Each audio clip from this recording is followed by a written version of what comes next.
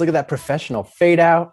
Yes, it might have taken us all day, but man, we have got this production down just in time for our afternoon keynote. I don't know about you guys, but this has been really inspirational, really amazing. I've had a great time today. I've had a great time interacting in the chat with everyone. I've had a great time listening to all the speakers.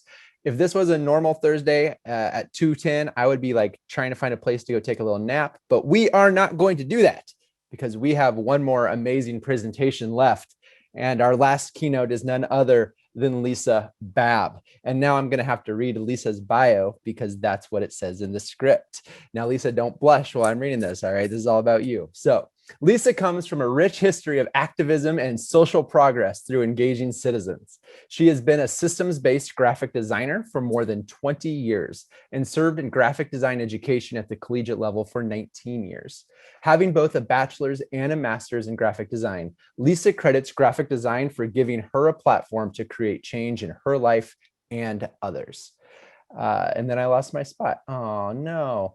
Within design education specifically, she has built a graphic design department from the ground up and always makes a point of teaching in places that encourage diversity in demographics, ideologies, and models.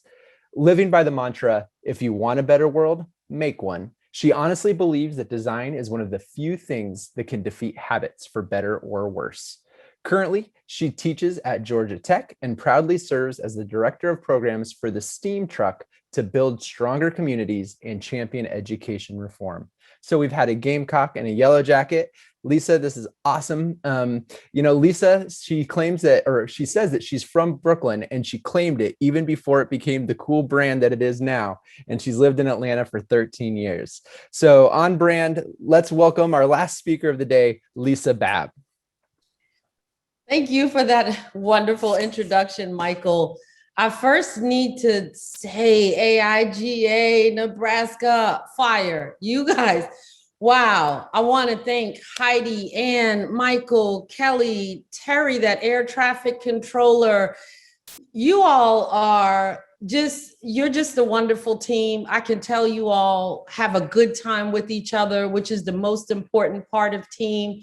You can see that there is really, really, really good stuff happening. So thank you for the pleasure of the invitation. It is real. I feel fortunate. So thank you for that. Thank you, Christine, for dancing with me, because I am content to dance alone, but it's better when I do it with someone. So thanks for that, Christine. You are my friend.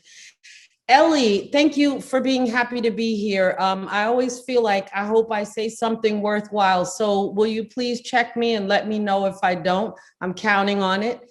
I always need to give gratitude to so many people who came before me and their sacrifices who allow me to be here. The last set was my parents, who didn't know they were going to allow me to study design, thought I was going to become a doctor. Poor people. I'm so sorry for them. Didn't really work out the way they wanted. But they learned to adapt, which, given when they came into this planet and the circumstances, that was a big, big lift for them. So I'm grateful to them and all of the people before them and their sacrifices. And I get to be here. I tell my students all the time, like, we design the cool stuff for a living. We design change. Like, what a great luxury. My dad retired from the New York City Transit Authority, up underneath the tunnels with the rats and the really miserable New Yorkers who blamed him for the train being late. I get to make cool shit. Like, wow, you know what I mean? So grateful to them all. So just wanted to first have a moment in space and time to shut it all down. And if you haven't called the people that made it possible for you to be in this space where we're all just talking about design, you probably need to. It's overdue. Sacrifices were made so you could do that. And so let's never forget to be grateful for those things. All right, I'm going to share a screen. And let's get going here. Let's talk about making some change and see how it goes. Is that working out okay? Oh, wow. You all We've got about half a screen. Well, that's not going to work. Hang on. There we go. Oh yeah, you're good now? Good now.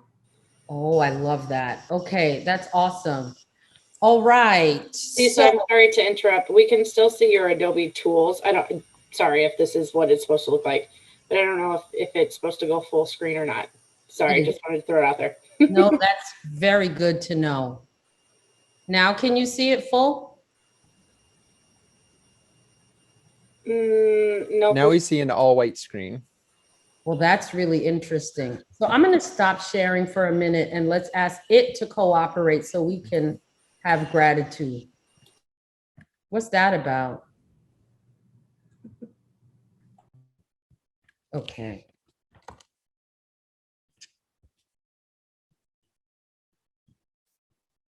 And now I'll try to share.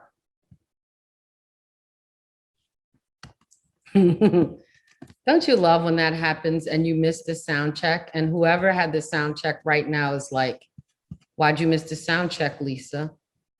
You're getting on my nerves right now. Sorry, y'all. Stuff doesn't cooperate. That's because your conference was going too well. Somebody needed to, mess it up. No, you're not believing my smack, are you?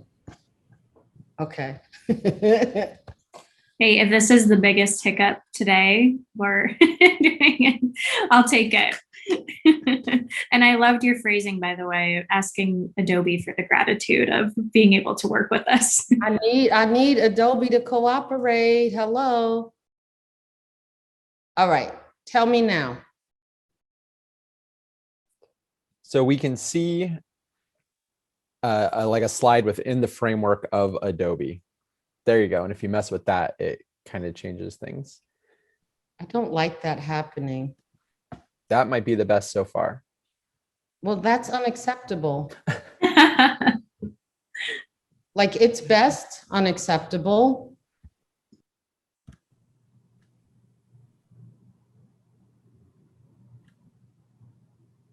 It won't. How about now? If you go to that same tab where you were at, Lisa, under view, Okay. does it give you an option to do full screen? That's what I just did. That one, and that was giving the white backdrop. Is that giving you all the white backdrop? It is not. You're looking good now, then? I say run with it, Lisa. I think we can see everything you want us to see. It's just got the Adobe menu around it. Well, I hate that, but okay, I'll cooperate. I'm sorry, guys. It's being bad because I'm too happy. All that dancing. Oh. All right. So let's talk about this. This is a slide that I love to start with when I'm talking about branding, because to me, it's the beginning of all conversations. It's the epitome of design. It's saying there are many E's, but this is the only E that is like this one. It's identifying itself apart from all the others, and it stands alone. And I like to call it, I'm not your grandma's E. So to me, it's the epitome of a brand. So I want to level set on brand, and I want to talk about what brand is, right? This definition, it feels thorough. It speaks to what most people expect from a brand. It starts to go deeper. It speaks to brand loyalty, and it talks about how brand can become family in the most amazing way. And so since we're on this ONBrand conference, I really, really, really want to talk about the brand of you. And so brand stands for something.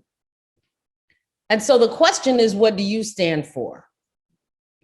Marty Neumeier, who is just a brilliant design writer, or, brand writer, actually, more to the point. He talks about brand in terms of onlyness, right? And so, this moment in life is giving us an opportunity to ask, what is our onlyness?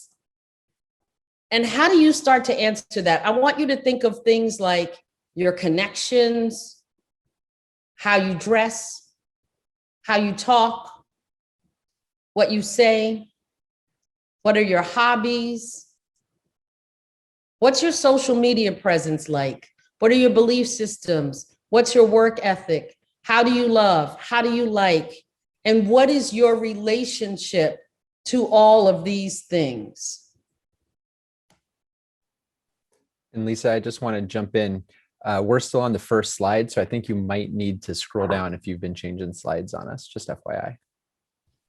That is making me bananas. I'm so glad you told me. Okay, I'm gonna stop sharing again. It's really misbehaving and it's making me mad. So Adobe, I'm gonna quit you and give you a chance to behave better this time if we invite you back.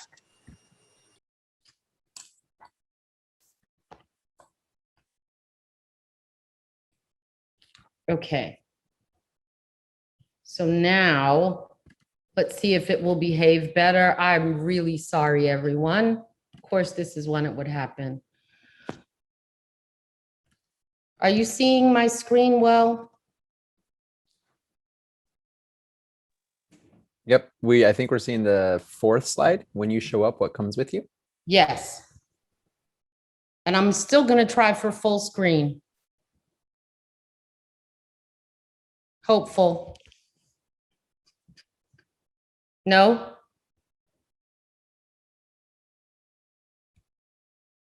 No, no change, sticking the same. It's mad. I'm mad. Okay. I'm sorry. Can you try to ignore, and we're designers, so this is going to be hard. Try to ignore this stupid Adobe border. I apologize. I'm going to break up with Adobe as soon as this is over. No, I'm not, because, you know, monarchy. But when you show up, what shows up with you? And so right now, if you look at where we are in life, where we are in time, it really, really does feel like a great time for a redesign. How have you been showing up? And when you show up, what comes with you? Where are you headed? If nothing else happens when you spend a lot of time at home, you have these conversations with yourself, or you really invest in trying very hard not to have these conversations with yourself, right? All this avoidance behavior, things like, where are we headed? What are we doing? And who wants to think about that? And so you binge watch Gomorrah or whatever thing you're trying to do to not think those thoughts. So what are the stops along the way, and are we honoring them? Because we have these detours, and all of those detours are divine. We never believe that at the time, but there's some sort of plan. There's something that's happening that's allowing us, or forcing us, depending on where you are, to stop and pay attention. Michael, am I advancing in slides? Please say yes before I cry. Yep. Hallelujah. Thank you for not making me cry. So have you dared to ask yourself these really hard questions? Because we've had a lot of time to think, right? What feels unreachable, what needs to go, and what needs to come. And I think that we spend so much time assessing our lives, especially with regard to what needs to come. I don't think we spend nearly as much time thinking about what needs to go, because we attracted it, we wanted it, we asked for it, we looked for it. And without claiming that, we spend a lot of time thinking about what needs to come. It's usually material things like money and that right person and all these things. But I'm talking about real needs versus wants and things like that. What needs to come and what needs to go, and what feels unreachable? Are we stuck in these ruts? And all of these things are the opportunity that we have right now. So it's time to take a look. And here we go with the list. And if you don't have paper and pen, you might want to start writing this down. Ready? I want you to think about us and our families. and things like coexistence and support and allyship and respect? Are we getting those? Are we giving those? And the families we choose, which to me, in many ways, and I hope my siblings aren't on this, are the most important ones, because we chose them and they chose us, and we continue to choose each other with regard to respect and reciprocity and a balance of interest and equity and diversity and honor. And our jobs. Is this the right job, or is this the right now job? And is that okay? And for how long? Our career path. Are we overreaching? Are we undervaluing ourselves? Is it realistic? Is it rational? Is it pragmatic? Is it aspirational? Is it led by imposter syndrome? I've had all of those stops in my career, so you may have them in yours. Your living arrangement, is it sustainable? Is it safe? Is it just fun? Is it right now, or is it right? Our food reality. I don't want to get personal, but I'm on the COVID diet still, don't judge. Is this a lifelong plan? Am I eating to live? Am I living to eat? And these are things that we didn't have to think about. We didn't want to think about, but we now might have a chance to. Things like our self-care. And people have been talking a lot about self-care, and we didn't often before. But is your plan sustainable? Is it existent? You know, is it non-existent? Is it excessive? Is it realistic? Is it overindulgent? All of these assessments are things that we live and we don't judge. So what should we really add, and what should we subtract? What do we need to go, and what do we need to come? And this is the fact, right? I really want to hammer this point, because we get so consumed with our lives and we just don't stop and think. But at the intersection of age and stage, we have opportunity. And the correlation between age and stage can be a thing or not a thing. But the fact is, whether we like it or not, the world has put us in a different stage than before. We have moved, we've migrated, we've shifted. Folks, we're in a moment. This was not our choice, but we're still here. And so how does design factor into this? Well, here's the fact. This is what we do. And the common threads of design are to make something better. The client comes with an ask and they want you to explain or clarify or convince or coerce or win people over to a side. And we say, yeah, no problem. Like, no problem. I can do this. We never miss a moment in a conversation about design to even offer up more things. Like, now that I did that fantastic brand identity for you, I need you should let me design your website. We upsell, right? You should let me design your website. We need new packaging, all these things. But when we think about the redesign of these parts of ourselves, I don't know that we dive in with that same fervor. And so it's time to be honest about that. We are people and we should evolve just like brands do. And I want to hit that again. We should evolve just like brands do. I feel like Delta's on its 6th iteration. Every time trying to say something new about who it has become now.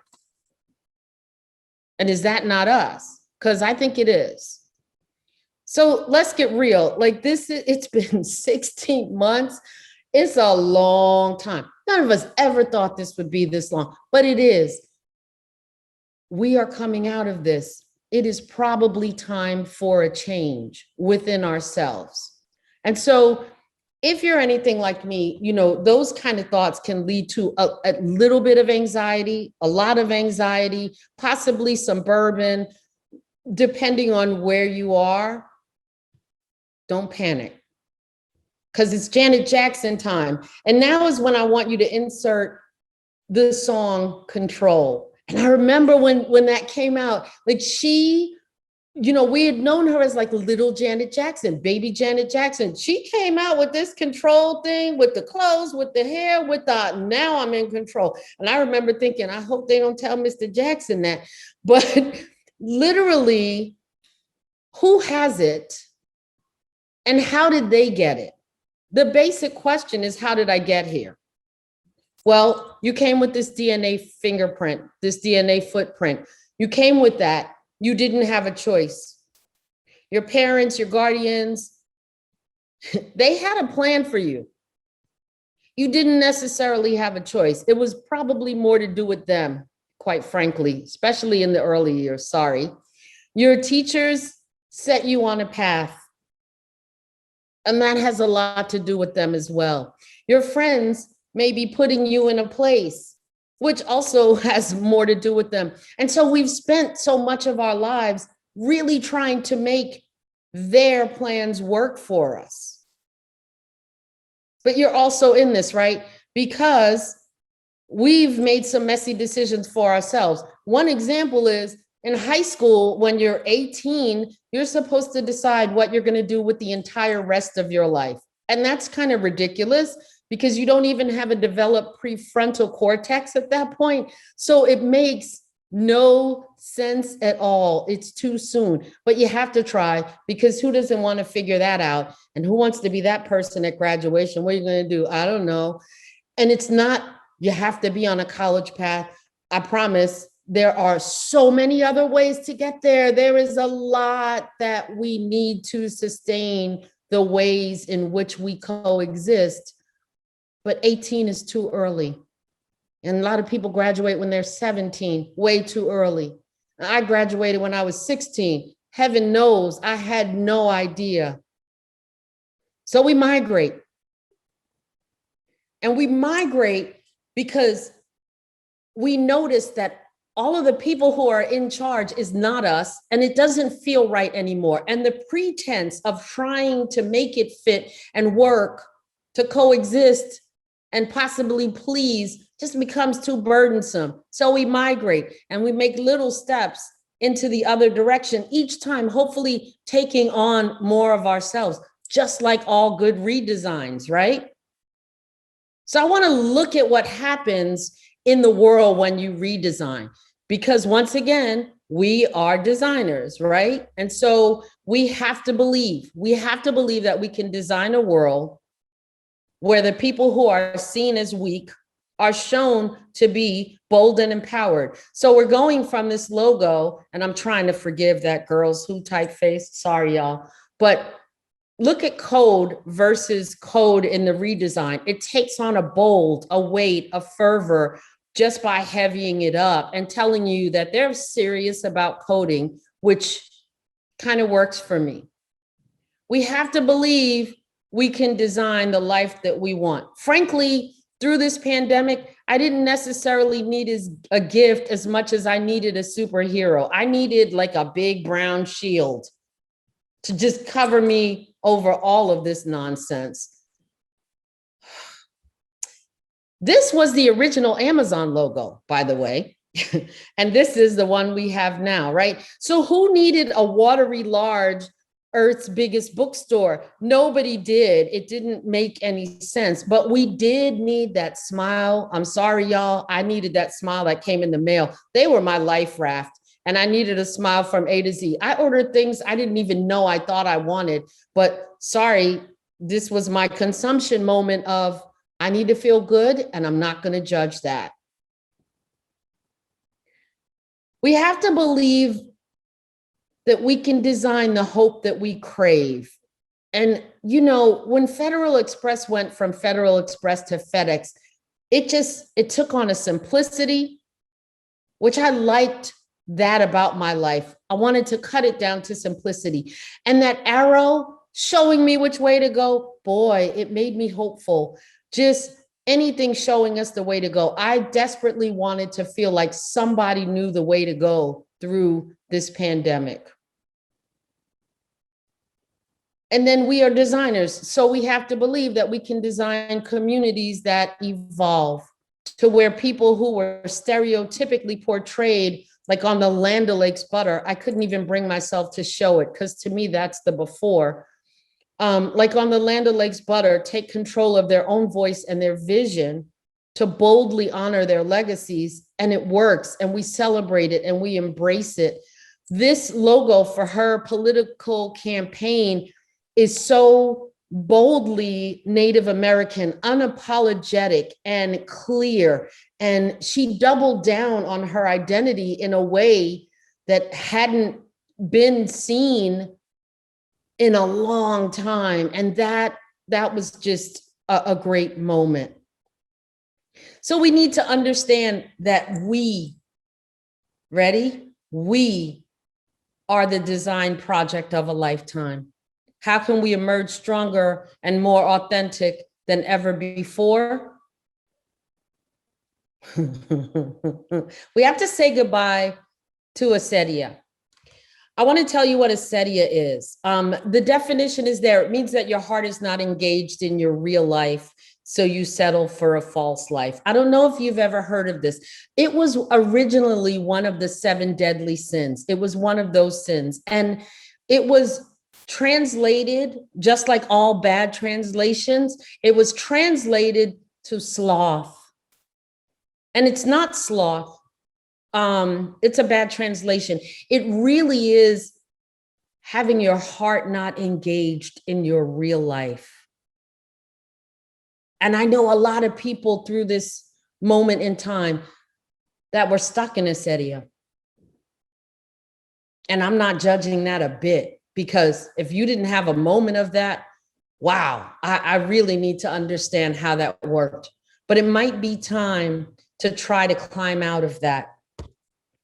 And so, hello, Flo. And I don't know if you know this book, but it is phenomenal. It remains a national bestseller. His name, which if you try to read that without, the phonetic pronunciation underneath it, it's pronounced Mihaly Csikszentmihalyi, and which is really impressive when you don't have that showing. When you have that showing, it's not so impressive, quite frankly. But it's basically this moment, and you've all had this in design, and you've also had this in your life, when things seem effortless. They're so easy and good and rewarding that you lose all track of time and space. And there's absolutely nothing that matters in that space other than that. If you notice on the scale of it, it's where that challenge level is high, but your skill level is also high. And it's the opposite of things like apathy, boredom, relaxation. It's like, I am here for this and I am not having it any other way. I won't come back out until this thing is done. It is what we want to aspire to, right? So I want to talk about the elements of them, just a clear step into them, because, you really want to get to flow, right? And there are 7 elements. You got to have clear goals that are both abstract and granular. And that's really one of the keys. You want immediate reporting and feedback. We've all gone down that long rabbit hole the wrong way. You don't want that to happen. It's absolutely a harmony between challenge and skill. Action and awareness become one. Distractions are excluded from consciousness. Time is distorted. And the activity and the person become autotelic, which just means they have this divine purpose in and of themselves, right? So these are the elements to get you there. And so how do we get there? What if we framed our lives based on what was then, what is now, what's next, and what comes after? We're getting some theoretical breathing room. Finally, getting some theoretical breathing room. We can go outside a little more comfortably. We can see people a little more comfortably. We can re-engage a little more comfortably. So a new you can emerge, one where actually the control of it all is based on you being your best self. And that's actually the redesign that you deserve to fight for. In fact, I would even argue that it is the redesign that we have to fight for, because this was an opportunity. And it was an opportunity, if for nothing else, it was an opportunity for us to really do that hard self-reflection and decide what of that baggage belonged to us and needed to be shed because it wasn't ours. Which of it did we want to keep? How much of it did we want to take on? And there was also times, beautiful times of reflection. This is not a productivity shaming kind of thing at all. I did not expect, and I'm not talking about getting up every day at the crack of dawn, doing double shot espressos and like completely reforming yourself. Sometimes that self-care required sitting down, shutting up, dancing by yourself, you know, hanging out with scary pockets, which I plan to be doing as soon as this is over. Sometimes that was what we needed in order to make our better self. I bet my parents never had moments where they danced to scary pockets by themselves. So I didn't learn that from them. That's me taking that on. What comes after has to be a reboot, a 2.0, a redesign based on honest and thorough, consistent evaluation of that's the brand that I used to be. And you may want to try to keep me there, but this is the brand that I am now. And this is who I need to be in order to feel good about myself and be my best self. And so it, to me, is the redesign of a lifetime. It is the necessary part. Can you all still hear me? Okay, I talk too much. I would love some questions. Maria, your beautiful face is the joy that I need every single day of my life. I might just be video calling you from now on, just have to. Any questions from anyone? Anybody want to talk about this stuff? I really, I'd rather have a dialogue than a monologue every single time. I'll just go since you called on, you know, call me out. This is just so wonderful. I feel like this is what we really need to hear, because so often we get stuck growing our business and we don't really look and grow within ourselves. And I think that, like, especially in a year of COVID and being in solitude, we've all had the chance, uncomfortable or comfortable or new or not, to sit with ourselves. And so I think that the way you put this and the way that our brands can grow is through realizing all of these things. So I'm so appreciative of all of this. And it's just really relevant in my life and outside of just social and branding. And so I'm just very grateful to be a part of this today. So thank you. Thank you for saying that. Honestly, I think, it was interesting to me, the dichotomy, when a client comes and wants a redesign, we double down, we can show you your best self. We can put a whole new you forward. And why haven't we done that with ourselves? Like we did terror, right? Like it's fear, absolute fear. And this business, I play. It's what we did when we were kids, and we don't often do as much as adults. If you want to have better work, you need to learn to be at peace with silliness. And also just remember, there's no point to anything and you're going to die. So do whatever. And I mean this in the most positive of way. We're here on Earth.